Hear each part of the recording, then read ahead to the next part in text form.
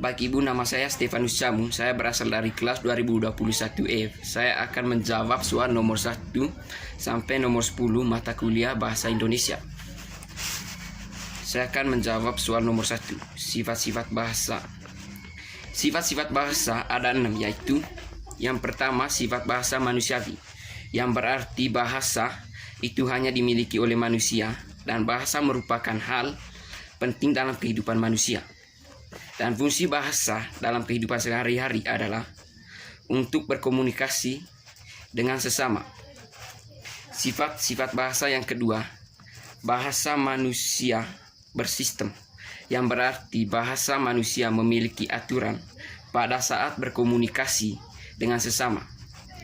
Sifat bahasa yang ketiga, bahasa bersifat arbitrer, yang berarti tidak ada alasan mengapa suatu benda atau hewan diberikan nama ini.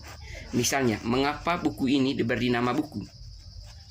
Sifat bahasa yang keempat, bahasa yang bersifat konversional, yang berarti kesepakatan dari asal sebut atau arbitrer dari para ahli bahasa untuk kesepakati nama suatu benda atau hewan untuk berlaku seluruh negara Indonesia. Sifat yang kelima, bahasa bersifat simbolik, yang berarti kita punya ide atau perasaan, pikiran. Melalui simbolik kita bisa menyampaikan ide atau perasaan kita terhadap sesama dengan menggunakan bahasa atau kata-kata.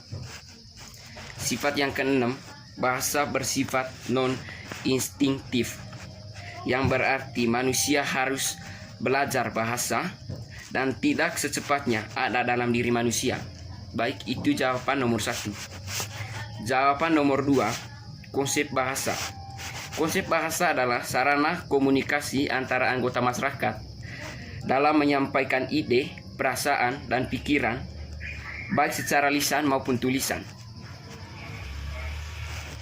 Dengan adanya konsep bahasa, kita bisa mengungkapkan ide dan perasaan kita menjadi sebuah kata, bahkan kalimat. Baik, itu jawaban nomor 2. Jawaban nomor 3, sejarah bahasa Indonesia. Sejarah bahasa Indonesia yaitu lahir pada tanggal 28 Oktober 1928, dan Kongres Bahasa yaitu pertemuan rutin selama 5 tahun sekali yang disahkan oleh pemerintah dan rakyat praktis bahasa dan sastra Indonesia secara perkembangannya. Baik, itu jawaban nomor 3. Jawaban nomor 4, fungsi dan kedudukan bahasa Indonesia sebagai bahasa nasional. Soalnya, jadi fungsi dan kedudukan bahasa Indonesia sebagai bahasa nasional. Yang pertama, cabang kelembagaan nasional bahasa sebagai lambang kenegaraan nasional, yaitu bahasa Indonesia, bahasa pemersatuan bangsa, dan bagi keberagamaan yang ada di seluruh Indonesia. Yang kedua, identitas nasional, yang dinama bahasa menjadi salah satu lambang identitas nasional, yaitu dapat diketahui bahwa masyarakat tertentu disebut adalah orang Indonesia. Yang ketiga, alat pemersatu suku bangsa dengan latar belakang sosial, budaya, dan bangsa yang berbeda-beda, yang menjelaskan bahwa pemersatu antara budaya yang berbeda-beda dan disatukan dengan bahasa Indonesia.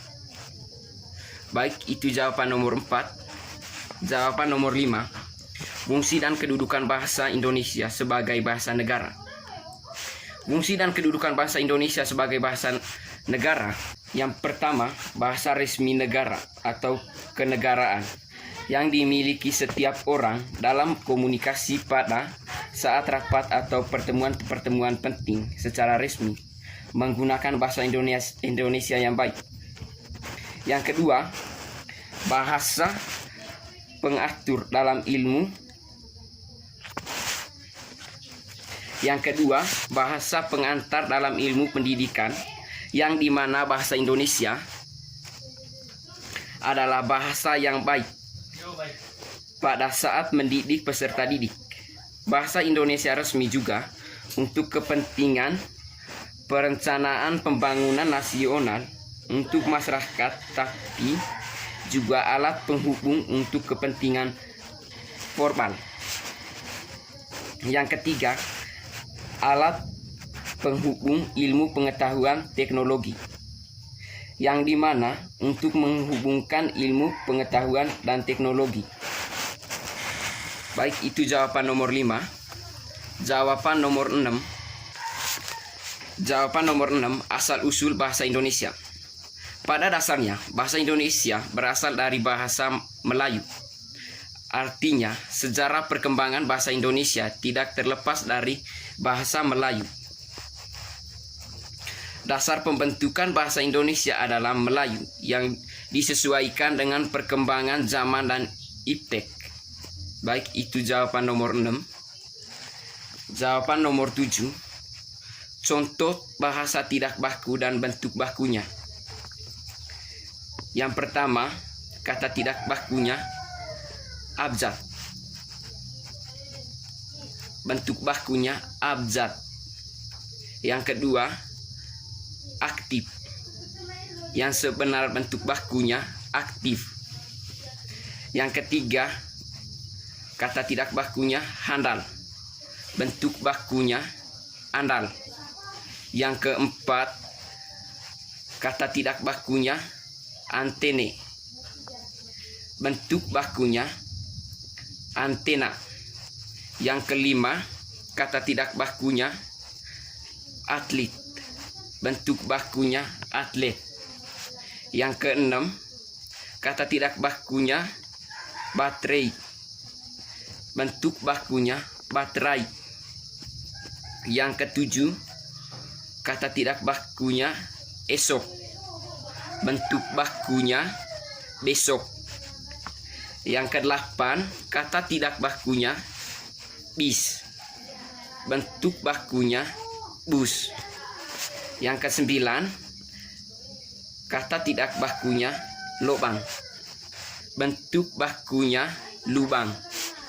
Yang ke-10, kata tidak bakunya esai. Bentuk bakunya esai. Yang ke-11, kata tidak bakunya foto. Bentuk bakunya foto. Yang ke-12, kata tidak bakunya gizi. Kata tidak bakunya gizi. Bentuk bakunya gizi. Yang ke-13, kata tidak bakunya goa. Bentuk bakunya gua. Yang ke-14, kata tidak bakunya hafal. Bentuk bakunya hafal. Yang ke-15, kata tidak bakunya masjid. Bentuk bakunya masjid. Baik, itu jawaban nomor 7. Untuk jawaban nomor 8, ragam bahasa Indonesia. Ragam bahasa Indonesia adalah variasi kata-kata berdasarkan pemakaiannya, topik yang dibicarakan, hubungan pembicara, lawan bicara, atau orang yang dibicarakan, serta medium pembicara. Baik, itu jawaban nomor 8. Jawaban nomor 9, yang soalnya, apa perbedaan bahasa lisan dan tulisan? Baik, perbedaan bahasa lisan dan tulisan. Perbedaan ragam bahasa lisan merupakan bahasa yang dilafalkan langsung oleh penuturnya kepada pendengar atau teman bicaranya. Sedangkan ragam bahasa tulis adalah bahasa yang dihasilkan dengan menggunakan rangkaian huruf sebagai unsurnya. Baik, itu jawaban nomor 9. Jawaban nomor 10, yang soalnya, sebutkan aspek-aspek utama dalam ragam bahasa lisan. Aspek-aspek utama dalam ragam bahasa lisan. Yang pertama, intonasi. Yang kedua, jeda. Yang ketiga, tempo. Yang keempat, tekanan. Yang kelima, volume suara. Baik, terima kasih. Itu saja jawaban UTS dari saya. Sekian dan terima kasih.